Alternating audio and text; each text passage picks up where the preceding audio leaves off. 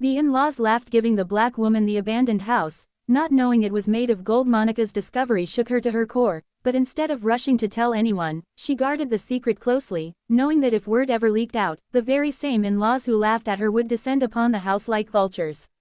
For days, she wandered from room to room, tapping at walls, chipping away at corners, and confirming what the letter had implied. The house was not a ruin at all, but a fortress of hidden treasure.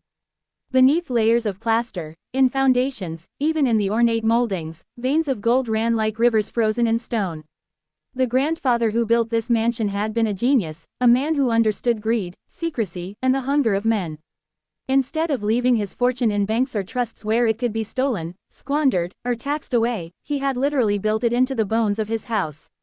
Generations had walked through these halls blind to the wealth beneath their feet, dismissing it as nothing but rot. And now, by the cruelty of fate, by the hatred of her in-laws, Monica, the woman they wanted to humiliate, was the one who held the key to everything. But with knowledge came fear, because secrets this powerful could never remain hidden for long. Already, Evelyn was growing suspicious. She visited the gate again, her eyes scanning Monica's face for weakness. "You look too happy," Evelyn remarked with narrowed eyes. "What could possibly make you smile in a place like this?" Monica feigned exhaustion, complained of leaks and endless work, all while her mind raced with plans. She knew she had to move carefully, for Evelyn's cruelty was matched only by her cunning. It wasn't long before Evelyn began sending spies, cousins, nephews, distant relatives, pretending to check on Monica. They brought baskets of food laced with backhanded remarks. "Poor thing," they said loudly enough for the neighbors to hear, "living in such filth. We'll pray she doesn't fall through the floorboards." Monica endured it all, her silence her shield. But one afternoon, while she was repairing a stairwell, she overheard two of Evelyn's cousins outside whispering. "Evelyn thinks she's hiding something," one said. "No one works that hard unless they've found something worth keeping." A chill ran down Monica's spine. She realized her biggest challenge was not just protecting the gold from discovery, but protecting herself from those who would stop at nothing to take it. As the weeks passed, Monica grew bolder. She contacted an old friend, James, a history professor from the local university who had once helped her with genealogical research. Without revealing everything, she asked him to analyze the letter and the strange markings on the ledgers. James grew fascinated, suspecting it hinted at some hidden architectural marvel.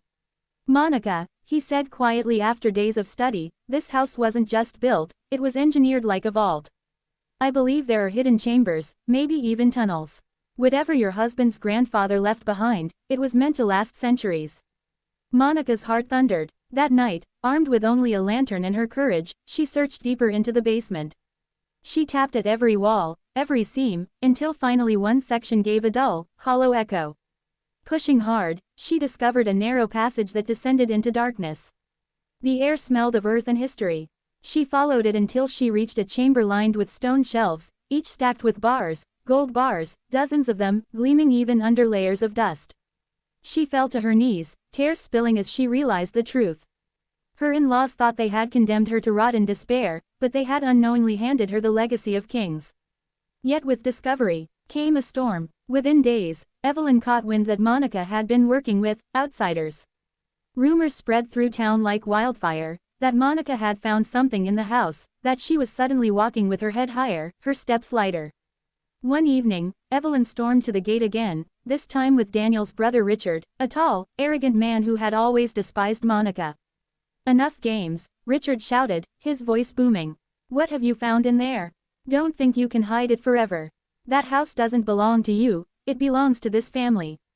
Monica stood firm on the porch, the flickering lantern light casting her shadow long and unyielding. "Daniel left it to me. By law and by his word, this is mine." Evelyn's eyes glittered with malice. "You think law will protect you, girl? The law bends to power, and we have more of it than you ever will." Monica closed the door slowly, locking it behind her, her hands trembling but her resolve steeled. She knew then that her survival depended on turning the very thing they mocked her for, her supposed weakness, into her greatest weapon. Days turned into nights of planning. Monica realized she couldn't keep the gold in the house forever. It would be dangerous, even deadly, once her in-laws grew desperate. She began contacting discreet buyers, learning the art of secrecy, converting small amounts of gold into cash under the radar. She didn't spend it lavishly. Instead, she bought tools, hired quiet laborers from outside town to help with repairs, and slowly transformed the house into something formidable. Hidden cameras, reinforced locks, secret compartments, her once vulnerable position turned into a fortress of strategy. All the while, she played the role of the struggling widow in public, sighing about leaky roofs and broken floors, letting the family believe she was wasting away in despair. But Evelyn wasn't fooled. One stormy night, Evelyn and Richard broke into the property, their flashlights cutting through the darkness like knives. Monica, awakened by the creaking of doors, hid silently in the shadows of the upper hall. She listened as they stomped through the rooms, tearing open cupboards, smashing through walls, desperate to uncover what she had hidden. At one point, Richard pounded the wall so hard he uncovered a small glimmer of gold beneath the plaster. His eyes widened with greed. "She's hiding it," he hissed. Evelyn's breath quickened, her laughter sharp and cruel. "I knew it. That little witch thought she could outsmart us." Monica's blood ran cold, but she forced herself to stay calm. She waited until they descended into the basement, then quietly slipped out of the house and ran to the sheriff's station. By the time she returned with deputies, Evelyn and Richard had vanished, but the broken walls revealed enough. They now knew what she had discovered. From that day forward, Monica's life became a battlefield. The family launched a war of intimidation. Threats slipped under her door, strangers lurking near the property, even attempts to cut off her utilities. Neighbors, once indifferent, grew wary of Monica, whispering that she had brought the curse of the old house to life. But Monica didn't falter. She doubled her efforts, building alliances outside the toxic circle of her in-laws. James became her confidant, helping her document every detail of the house's hidden wealth. A banker she trusted began advising her on safe investments. Quietly, Monica built not just a defense, but a future. Still, danger loomed. Evelyn, consumed by obsession, rallied more relatives, insisting that the house must be reclaimed, for the family's honor.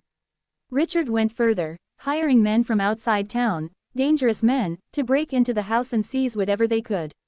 One night, Monica woke to the sound of shattering glass. Masked figures had entered the house, their heavy boots echoing through the halls. She grabbed the small revolver Daniel had left her, her hands trembling but steady enough to defend herself. She crept through the corridors, her mind racing, her body fueled by sheer survival.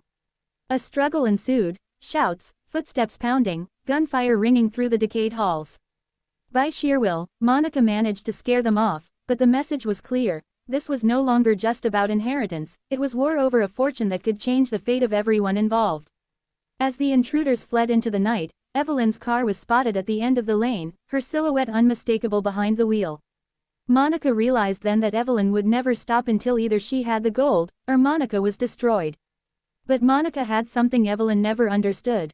Resilience born of pain, strength carved from every insult, and the sharp mind of someone who had learned to survive in a world designed to crush her. She stood in the wreckage of her home, her chest heaving, and whispered to herself, "They gave me this house to break me. But this house will be the reason I rise." The storm had broken something open in Monica, not just in the house but in herself. For weeks after the attempted break-in, she lived like a soldier in enemy territory, sleeping lightly, listening for every creak of the floorboards, every rustle of the trees outside. Yet she refused to leave, refused to surrender the very thing that had been meant to destroy her but had instead become her salvation. She poured her strength into fortifying the mansion, restoring its beauty in secret. With every repaired wall and polished floor, she unearthed more veins of gold hidden within the structure, until it became clear that the house itself was less a ruin and more a masterpiece of hidden wealth, built with intention, as though Daniel's grandfather had known that one day, someone worthy would unlock its secrets. That worthiness had not been Evelyn, nor Richard, nor any of the others who mocked and spat her name, it was her. Yet as her power grew, so did the desperation of her enemies. Evelyn's visits became more venomous, her insults sharpened by the edge of envy. She no longer masked her hatred. "You'll never belong here," she spat through the iron gate one afternoon. "You may hold the keys, but this house bleeds our blood, not yours. You're nothing but a squatter in a graveyard." Monica stood tall, the sunlight behind her, the gold-flecked walls glimmering faintly through the window, and answered with calm fire, "Then this graveyard is where your arrogance was buried the day you laughed at me. I'm still standing. You are not." Evelyn's face twisted with rage, and from that moment Monica knew a final clash was inevitable. What Monica didn't expect was betrayal from within her own circle. James, the professor who had been her confidant, became intoxicated by the scale of the wealth he had glimpsed. Though at first he claimed he wanted to help her protect it, the temptation gnawed at him until, one evening, Monica discovered he had secretly photographed the hidden chambers and attempted to broker a deal with an out-of-town collector. The pain of that betrayal cut Monica deeply, for she had allowed herself to trust him in a way she had not trusted anyone since Daniel. She confronted James in the study, her voice steady but her heart cracking. "You, too, after everything I've endured, you would sell me like they tried to." James, shame flushing his face, stammered excuses about opportunity, about survival in a world that chewed up good men. But Monica silenced him with a single truth: strength is not in stealing. It's in standing. And you will never stand where I stand. She expelled him from her life, locking the doors to both the mansion and her heart. Alone again, she realized that this battle was hers and hers alone to finish. The in-laws, however, were not done scheming. Richard, with debts piling around him, grew reckless. He rallied a group of men, thugs willing to do anything for quick cash, and one moonless night they stormed the property again, armed and determined to strip the house of its treasure. But this time, Monica was ready. She had rewired the halls with alarms, hidden cameras that fed into a monitor she kept by her bedside, and reinforced the walls they sought to smash. As they forced their way inside, Monica triggered a system she had painstakingly prepared. Floodlights burst through the darkness, alarms wailed into the night, and the men found themselves blinded, exposed, and scrambling. Monica, revolver steady in her hand, descended the stairs like a figure carved from steel. "This house is alive," she called out, her voice echoing through the gilded corridors. "And it protects me now." Panicked, the men fled, leaving Richard cursing in the doorway.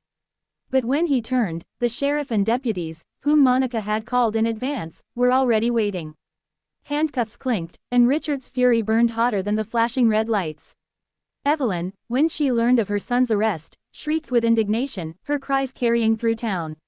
Yet to the townsfolk, it no longer sounded like the proud matriarch they once feared, it sounded like desperation, like the wail of a queen stripped of her crown. Still, Evelyn had one more card to play.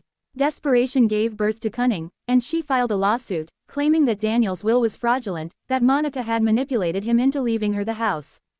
The court case became the talk of the town, people divided between those who sneered at Monica's presence and those who admired her quiet resilience. Monica walked into the courthouse each day with her head high, dressed simply, without the pretense of wealth, while Evelyn arrived in pearls and diamonds, performing grief like a stage actress. But when Monica presented the letter of Daniel's grandfather, the maps, and the ledgers, the courtroom fell silent. Expert witnesses testified to the authenticity, to the brilliant design of the house as both fortress and inheritance. And when Monica spoke, her words did not tremble. "He left it to me because he knew I would see what no one else cared to see. You mocked me, abandoned me, laughed as though I were nothing. But I am the only one who honored what he built. I am the one who brought this house back to life."